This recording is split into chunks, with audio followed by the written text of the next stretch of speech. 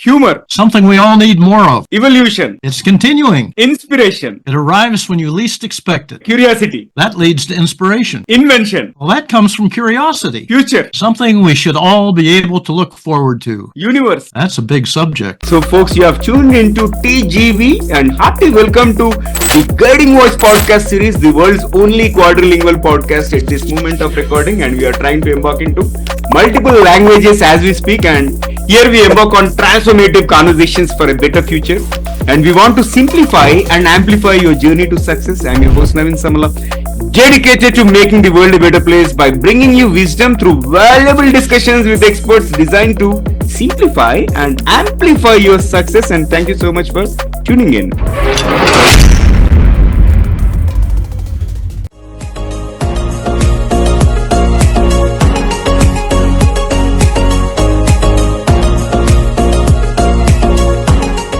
So folks, we are joined by Bill Williams, who is a communications expert and humorist with over 30 years of experience in broadcasting and journalism. From his innovative thought for the day emails to his work as a registered investment advisor, Bill shares insights on effective communication, storytelling, and the power of humor in connecting with audiences. And today we are going to delve into an interesting conversation about humor and insight, the evolution of communication with Bill Williams. But before we get started, here is an exciting twist as always. Let us tickle the guest's brain. So Bill, get ready for a rapid fire round of random words. I'll mention a few and I would love to hear the first thing that comes to your mind in response without thinking much. If you're ready, let's get started. Let's go. All right. So here comes the first word. Communication. Needs to be truthful. Humor. Something we all need more of. Evolution. It's continuing. Inspiration. It arrives when you least expect it. Curiosity. That leads to inspiration. Invention. Well, that comes from curiosity. Future. Something we should all be able to look forward to. Universe. That's a big subject. Leadership. Something people think they have, but unfortunately it's all too often lacking. Here comes the last word. Success. Success is in the eye of the beholder. One person's failure could be another person's success. Like Edison invented electricity, but Nikola Tesla made it really work. Right. And Edison died famous and Tesla died deserted, broke. I think that's a great perspective. Thank you for bringing that up, and thank you so much for participating in the first rapid fire round. Also, there is one more rapid fire round towards the end of the episode, so stay tuned. And first of all, hearty welcome to the Guiding Voice podcast series. So how are you doing today? I am doing marvelous. It's a beautiful day here. Wonderful. All right, so let's get the ball rolling. And Bill, share with us who is your guiding voice. Well, I'd have to say that's my wife. She keeps me on track. Whenever I get off track, she will remind me of 15 or 20 things I've done wrong over the last 51 years that makes her the voice of truth. Okay, thank you for sharing that. And let's move to the next one. Talk to us about your success mantra, as in top 3 things that have contributed to your success so far. Well, the first one, far and away, is luck. Okay. Yeah. And also the ability to try new things that people have never done before. And then to keep in mind the possibility that you could be wrong, and when you do make a mistake, learn from it. So profound and spot on as well. Luck and then ability to try new things in terms of do something which nobody has tried. Amazing. All right, so let's go to the next one. So Bill, what inspired you to start the Thought for the Day emails? And how did they evolve over the years? And before you answer, let me share my own story. Like, I also publish kind of quote of the day every day on all social media platforms, and I've been doing it for last 13 odd years without fail. Okay, so now I would like to understand what inspired you to do. Well, we have to go back to the 1990s when most people never had a cell phone. They were very rare. Right. People were using pagers and telephones were landlines. And all of my crew had email, but they didn't know how to use it. It was something new. And they never watched it. They never checked it. So I started to send out a thought for the day, just something humorous or an inspirational thing to all of my guys and gals. And they started reading their emails. And because they were humorous, they would start to share them with their clients. The client said, "Hey, that's great. How can we get that too?" And well, email doesn't require postage. I could put as many people on the list as I wanted. And now today it's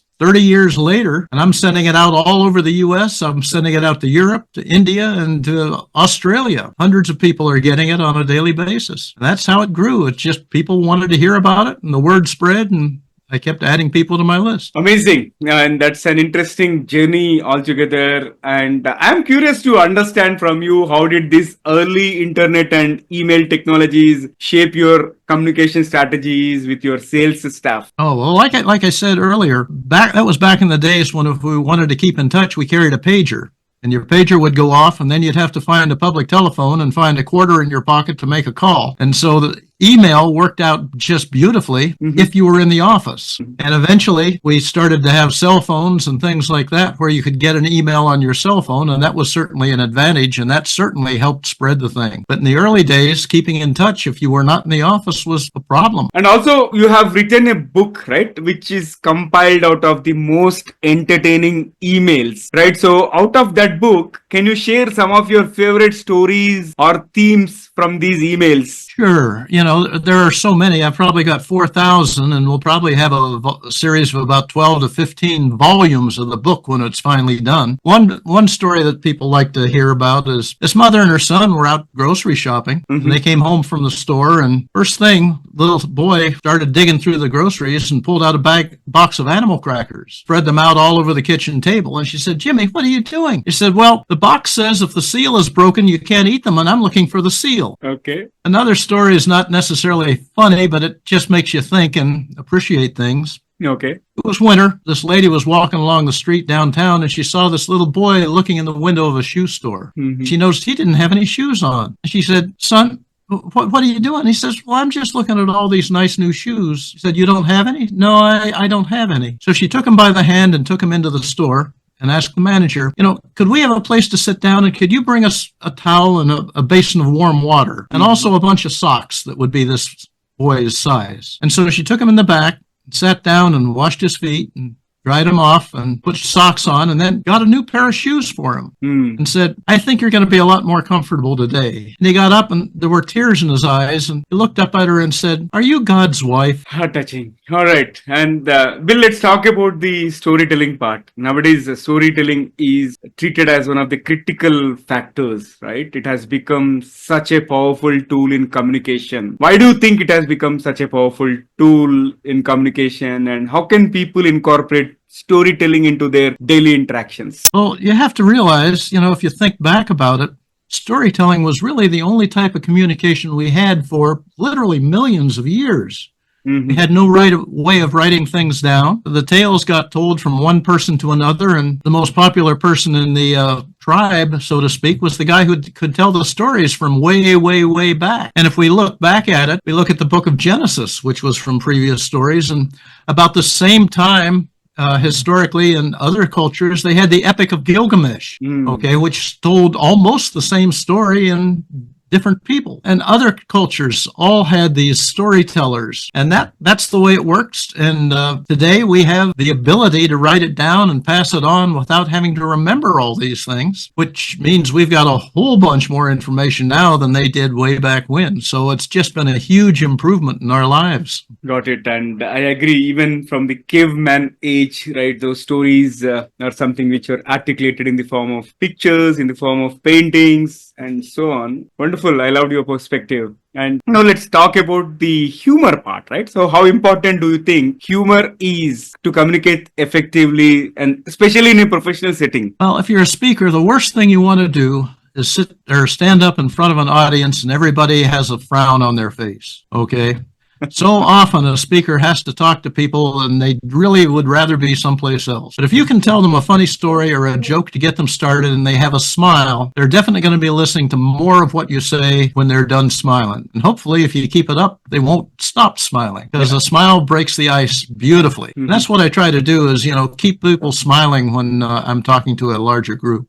Or a smaller group for that matter, one-on-one. Yeah, I see that, and I get to the point that you have mentioned. In fact, that remembered me about certain leaders who I came across, and they start with a self-deprecating joke, and all of a sudden everybody's attention goes there, and in between again they crack jokes to maintain that particular attention. So yeah, I realize that, and let's move to the next one. So we would love to hear from you certain tips to someone who is looking to create engaging content that resonates with their audience, whether in the form of emails or through social media? You need to know what they know, okay, and what they want to know. And hopefully you'll be able to give them some information that they are looking forward to getting. And if they don't, if you're trying to tell them something that they don't want to know, you're going to have to really work at it, okay? And you can always break it up with a story here and there to, keep their attention, because if they really would rather be someplace else, you got to grab them by the shirt collar and keep their attention. Great suggestion there. And now let's talk about the criticism part, right? So out of, say,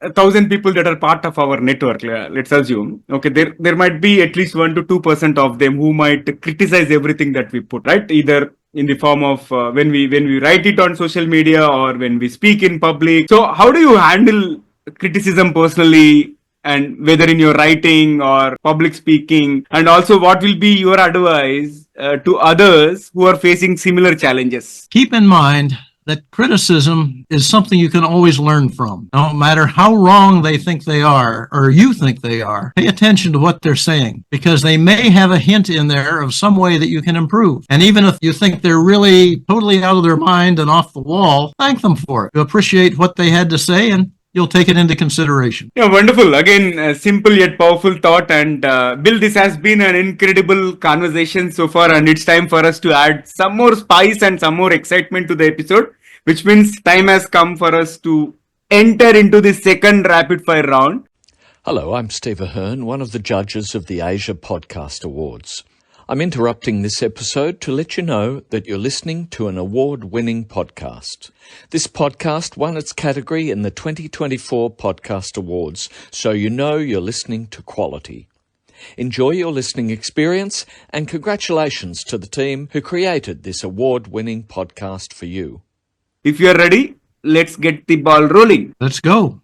Okay, here comes my first bullet. If you could have one gigantic billboard anywhere with anything on it, what would it say? I think I'd put smile. Here, Wow. I'd like to say buy my book, but I think smile would be much more effective. And can you describe yourself in just one word? Adaptable. What is your favorite book? Anything by Bernard Cornwell. He has written thousands, I think, and they are all great. I wish I could have that experience. Awesome. And one piece of advice you received that stuck with you for a long time? For a long time. Lefty loosey, righty tighty. I could never remember how to take the top off a jar. Take it off with the left, put it on with the right. Lefty loosey, righty tighty. And one skill you wish you had? Be more intuitive. Okay. And Be able to understand people without having to delve too deeply into their background. can you share any memorable travel experience? I've had so many. Back in the 90s, I was on the faculty at the University of Texas, and Christmas vacation was coming up, and I'd never been to New York or Washington. So I decided to take the holiday and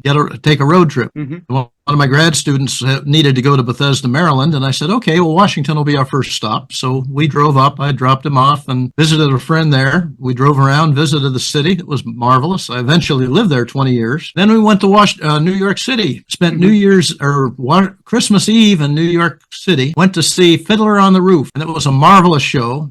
Next morning, I got up Christmas morning and drove through Manhattan, and there wasn't another car on the road. And I drove up to Boston, got there in the middle of a winter storm. It was 30 below. And I was driving a car that was used to Texas, and it just really didn't like that cold weather. And eventually got up into Maine, Vermont, New Hampshire, and then drove down in an ice storm along the Lake Erie and Lake Ontario, picked up a friend in Pennsylvania, and we drove back to Texas and spent New Year's Eve in Memphis, Tennessee.